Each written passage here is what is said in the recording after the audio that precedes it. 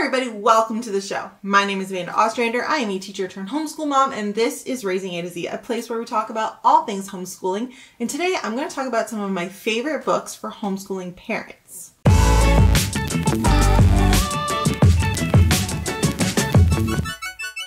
I am so excited to be back. It is officially the first video of a new season and a new year. I am excited to be back to share all of my goodies and knowledge and excitement and all the things that we're doing in our homeschooling.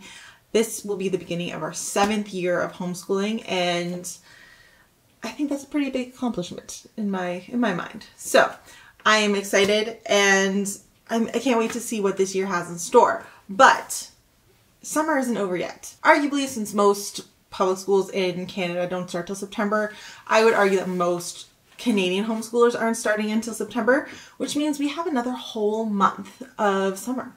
And what better way to spend some time during the summer than to do a little bit of reading.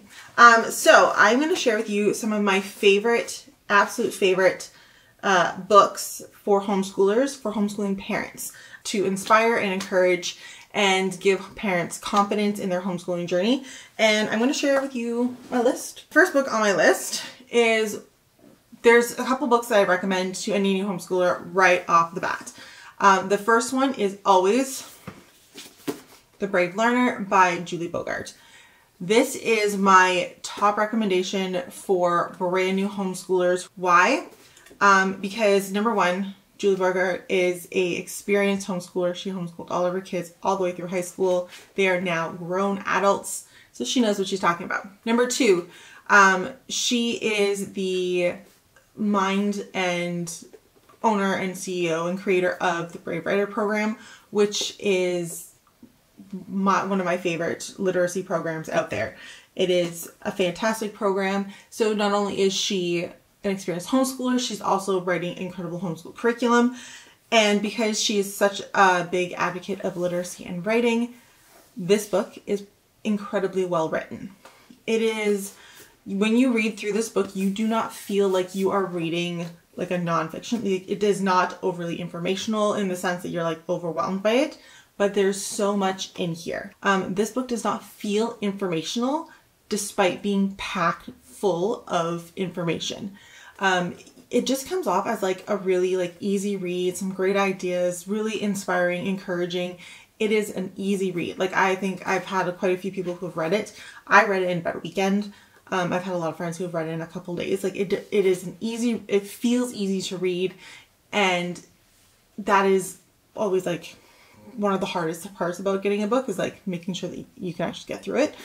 The other thing that I love about it is that it is a very practical book.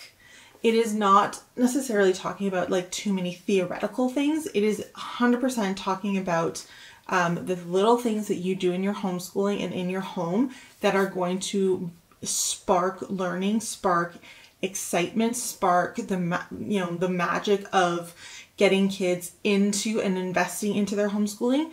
And she talks specifically about the little things that she does and has done to do that. So it's a super practical book. There's tons of ideas in here that you can choose to implement. And like, she doesn't say you have to do anything, which is nice. She's like, here's an idea of how I did this, and here's an idea of how I did this, and my kids had this. This was something that worked really well for us, so this is what I did. Like, it is very simple. It is very, very practical. There's ideas in here that, like, you know, see, I have like, this is my copy, and I literally have like all kinds of like little sticky notes throughout it of like my favorite ideas that I can't wait to implement for my kids. So it is a fantastic book. I highly recommend it. She's just an incredible person, incredible author as well. She does have a brand new book, which I have not read. It just arrived not long ago, and I just haven't gotten to it. Raising Critical Thinkers. This is about growing wise children in a digital age. So this is going to be the next thing on my TBR, by the same author. I think she's an incredible author, so I'm very, very excited about that. But if you're looking for like, I want to invest in one book, start with this. The next book that I recommend to parents routinely, especially parents who are on the fence, parents who are struggling with like, is this the right choice for my kids? Parents who are kind of having a hard time with the idea of not sending them to school, but really want to homeschool them, but like are still struggling with that choice. The next book that I recommend is Dumbing Us Down by John Taylor Gatto. This is my second recommendation. It is not a very long book. So you can see it's less than 120 pages. So it's not very long, but it is jam-packed. It is jam-packed with information, and it's not necessarily about homeschooling, but it's about the institution of schooling.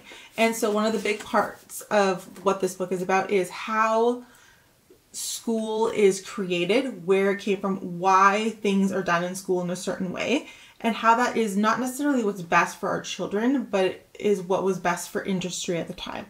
And so that's what this book is about. It is breaking down what school actually is. Once you start breaking down the industrial complex of what public school is, it starts making you question, why do we do things?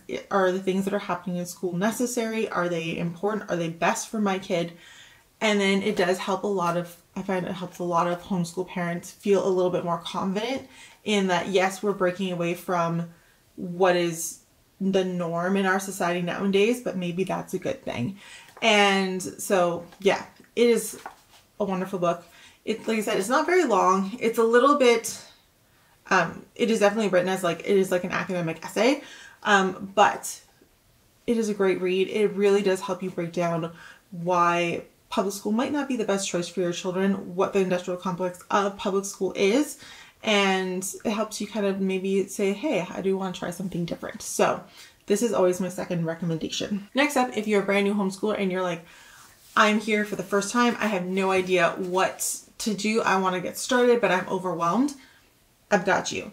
My next recommendation is my own book, which is How to Start Homeschooling When You Have No Idea Where to Start. Again, not a very long book, easily read it in a weekend or even one day, but it is the guide that I wish I had when I started homeschooling. When I first started homeschooling and I wanted to ask people what I needed to do, how should I set my day, what should I be expecting, the most common piece of advice that I got and that I still hear today is, well, you'll just have to try it because everyone's different and it's just the way it is. And you'll just have to figure it out on your own. And while I look now, 7 years later, I totally understand what everyone was saying. But at the same time, everyone needs a starting point. You need to be able to say, hey, what do I need to get started? What are some ideas that can help me implement things into my daily life that will help start the homeschooling experience? What are some of the legalities of homeschooling? What are some of the different approaches? What do I need to look for in curriculum? You just need to have a starting point of what homeschooling can look like, should look like, might look like. You need something, and having people say, oh, well, it's, you'll just figure it out, was not very helpful. And so I set out to write the guide, How to Start Homeschooling When You Have No Idea Where to Start, because this is what I wanted and what I would have liked to have known when I started homeschooling. So it is, like I said, I'm a little biased, I wrote it, but it is definitely a great book. It answers some questions like, what about socialization? We talk a little bit about burnout. We talk a little bit about setting up your learning space, what kind of materials you need, different types of schedules, different approaches to homeschooling. It's kind of like your one-stop shop, get you started on your homeschooling journey. So this is always my third recommendation. After that, I love to recommend How to Raise a Reader. This is one of the books that I picked up when I was first homeschooling a few years ago. Obviously, I picked mine up from the library. You can totally get books from the library too. You don't need to buy them. Well, I do have a great extensive collection of books. I'm also a huge fan of the library, of Kindle, of digital books. So anyway, this is one that I picked up from the library a few years ago and I absolutely loved it. The reason why I love this book is because it breaks down the different stages of reading and how kids at different ages and different stages are going to respond and react to books. And so I find a lot of parents are just kind of overwhelmed with the idea of like teaching reading and like what that is going to look like. And they don't always know like what kinds of books to pull. They don't know what would be interesting for kids. They don't know why certain books are interesting for kids. It's just like how do you get kids to fall in love with reading? And that's what this book is all about. It is all about the science behind what is interesting for children in reading. It is about what hooks them in, where they are developmentally when it comes to reading at different ages. And it's fantastic. The other thing I love about this book is it's very informational, but it's not overwhelmingly informational. It's got a couple pages of information. It's not overwhelming. You've got a couple cute little graphics in here, and then it's like super well organized. First few chapters have like this similar layout. So it is like a little bit of information about what you're reading, what your kids are going to be into in this stage, why this is good for them developmentally, what you should be looking for. So that's the first couple of pages of every chapter. Then it gets into, for this age, and it's by age. So for this age, like this first chapter here is about babies. For this age, be wary of these kinds of books. Things that you probably aren't going to be most age appropriate for them. And then it goes into the top recommendations for children at this age. Their favorite recommendations of picture books for children. This starts with babies. Best picture books for babies and why they love them, which is great. Then we're getting into toddlers. They do the same thing. Reading with toddlers. It talks about like tips for reading aloud. It talks about setting up routines. It talks about going to the library, things to think about when you're at the library. It talks about all kinds of things, what to look for in your toddler book. And then again, it goes into be wary of things when it comes to books. And then a whole bunch of book recommendations. The other thing that I love about this book is that I find sometimes when you get books that have book recommendations, the recommendations are always like the classics or like true books, like they're real books. This book is not that. This book is not that. This book is filled with other recommendations as well. So there's a whole section on audiobooks. There's a section on graphic novels. So they're talking about all the ways we can hook our kids into reading, not just like getting them to fall in love with the classics. You know what I mean? Like, part of reading is to also read for enjoyment, and that is a huge point in this book. So this is probably one of my favorite books for parents who especially young kids who are just starting on their homeschooling journey and just starting to get reading. It's also a great book for if you have toddlers and you're like thinking of homeschooling. Awesome book. Totally recommend it. Speaking of reading, one of my favorite ways to get kids reading and writing is to gamify it with the help of this week's video sponsor, Night Zookeeper. This awesome program is for kids ages 6 to 12, and it gets them reading and writing. Kids will care for zoo animals and mythical creatures while completing various reading and writing games. The interactive lessons will help strengthen spelling, grammar, punctuation, and reading comprehension. It also promotes creativity as kids build their characters, write their stories, and try out different writing genres, including poetry. And best of all, it makes it easy for me, the parent. With qualified tutors giving feedback and a great parents dashboard, I get to add more language arts into our day without any work on my end. And the kids get to have some fun educational screen time. It's win-win for everyone, and that's why we love Night Zookeeper. Use the link below to get a 7-day free trial and 50% off an annual subscription. You'll definitely want to check out Night Zookeeper if you want to add some more reading and writing to your day. So the next book that I recommend is the Read-Aloud Family. This is a great book if you do not have a background in education. As a person who went to Teachers College and did a whole program on like teaching kids to read and learning how to read and like educational psychology and all of that, this was a little bit redundant. Like I had already learned all this, but if you have never done educational psychology, children's psychology, how to get kids reading, science behind reading, if that is something you've never done, which I would say is most homeschooling parents, great book. This is going to talk to you all about the science about reading, what is going on, why we want to be reading to our kids. It is also really focused on, obviously, read aloud, reading to your kids, why that is so beneficial, why we want to hook our kids in with reading. This book is written by Sarah Mackenzie, and she also talks about like some of like the benefits of reading for children, some of the different things that we can teach our kids through books.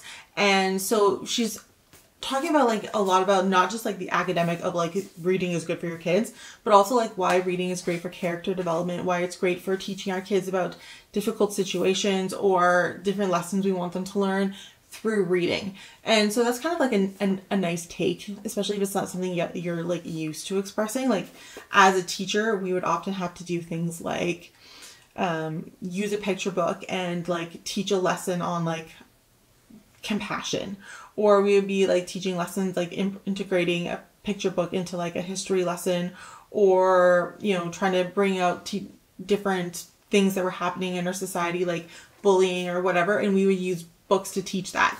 But if you've never done that and you've never been shown how to do that or what that can look like, this is a great book to get you kind of started on that.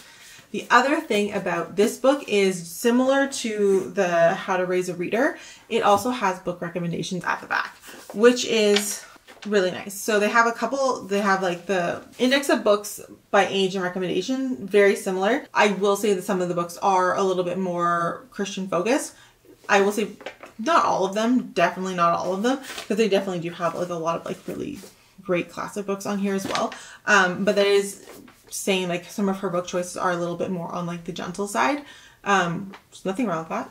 I'm just letting you know. Some people need to know these things. Yeah, so this is also a great book if you are getting started on homeschooling. The next book that I purchased not actually too long ago, that has actually become a bit of a staple in our home, is The 1,000 Hours Outside. So if you have never heard of 1,000 Hours Outside, let me introduce you to the concept. So the concept is that kids need to be outside. They need to be exploring. They need to be playing. And so there's a whole organization called 1,000 Hours Outside, where they are encouraging families and parents to spend 1,000 hours a year outside, which seems crazy, but that's their goal, right? To try to get to 1,000 hours outside. And this book has been really, really helpful if that is something that you want to do. I do love the idea of like spending as much time outside as possible, getting the kids out as much as possible. I just don't track it. You know what I mean? But the nice thing about the 1,000 Hours Outside book is it gives you so many ideas of things to do when you're outside with very little supplies or all natural materials. So it's a great way to get kids outside and doing things, because sometimes they are outside and they're like, we just don't know what to do today, right? We don't know what to make. We don't know what to play. We don't know what to do, especially in different weather. Like being Canadian, I say that's probably one of the biggest challenges is sometimes it's just so cold, or the snow isn't great, or it's been icy. Like there's just things that come up that make it difficult to get outside. And so this book is super helpful in that. It is divided by seasons. And so it does like have options of activities to do in every season. And so here we have like snow volcanoes, and it has the setups and the ideas and all the materials you need, how long it's going to take. We have luminaries because it gets dark in the winter, right? Kind of like snow cakes, like different activities you can give your kids. And then it keeps going all the way through. There's like different kinds of bird feeders you can make. There's all kinds of activities. And then it gets into like, we get into spring, we get into summer. There's a whole like frozen flower activity. Would I have ever thought of that? No. So it's nice because yes, you can look at things on Pinterest and be like, oh, that's cool. But like when you're in the moment of like, my kids are outside, they need something to do. What am I going to do? They're bugging me because they're like, we're bored. We don't know what to do. We're overwhelmed with options. Like when you're like, I need something, you just pull this out and it's good to go. The other nice thing is you can also just like hand this to your kids, especially if they're a little bit older, and they just go through and they open it up and they find things to look at and things to do. So that's great. I've definitely done that, and my kids have come up with some great ideas. And then my only problem is making sure that I get the book back, because I have found it outside a few times. So great book. Kids love it. I love it. It's a great option for homeschoolers, especially if you're trying to do like nature studies and stuff. Awesome, awesome choice. The last book on my list is The Call of the Wild and Free by Ainsley Armand. This book is written by another homeschool mom who decided to homeschool her kids and has eventually started like a homeschool collective where there's lots of different, she offers all kinds of like homeschooling ideas and support and stuff. So, this is another great book. I find it it's a great book for new homeschoolers. It's kind of similar to The Brave Learner. I find The Brave Learner is a little bit of an easier read, which is why it's always my first recommendation. This one is a little bit more about, like, it's just got a little bit of a different feel, but it is also kind of like a getting started, finding your path in homeschooling. It is basically broken down into like 4 sections. So there is the mission. It's talking about why you're choosing to homeschool. What is your goals? What is your inspiration? And getting yourself ready to homeschool. The second chapter is called The Myths. And so that is all about some of the things that hold people back from homeschooling and why those don't need to be a concern for you. So there's like objections to homeschooling, socialization myths, qualification myths, college myths, the rigors myth. Like there's all different kinds of myths out there, and so she tackles each one of those in a different chapter. Then she has the manner. So there's the myth, the mission, the myths, the manner, which is about discovering your homeschooling style. How are you going to homeschool? What is important to you? Why are you going to include what you're going to include? What should you do? And then there's the method, which is kind of, it talks a little bit about like how you actually do homeschooling, things you might want to consider, talk about having your homeschooling. That is a little bit more where it kind of falls into like what her collective does, like so what her approach to homeschooling is and what she likes to include in her homeschooling and what a lot of families who follow her do. So there's that. And you can definitely, I'm definitely a huge fan of like beg, borrow, and steal. So even if you don't agree with everything, there's always ideas that you can take and steal. So this is a great book for people who are, like I said, starting to homeschool and maybe want to take a little bit of, like, need a little bit more encouragement. Especially if you're afraid of homeschooling, especially with that like myth section, that's really, really a great section for a lot of people. The only thing that I like to mention is that the Julie Bogart, she is secular. So there's no Jesus references in here. And Ainsley Armand is not. There are some Jesus references in here. I don't personally care either way. I think we can always take influence from a lot of different places. But for people where that is a big thing, secular, not secular, but very similar books. So this one is a little bit more like how to get started with and like how to get you on your journey. So yeah. That is my final recommendation. So that's it. This whole big stack of books. Oops. Those are my top recommendations for homeschooling parents, and there's still time. There's still definitely time. You have like what, 4 more weeks before September, so you can definitely get started and maybe read 1 or 2 and get yourselves inspired and excited for a new homeschooling year. So that's it. Thank you so much for watching. Thank you for this week's video sponsor, Night Zookeeper, for being an incredible sponsor. Make sure you guys are following us on Facebook, Instagram, and TikTok, and I will see you guys next week. Bye.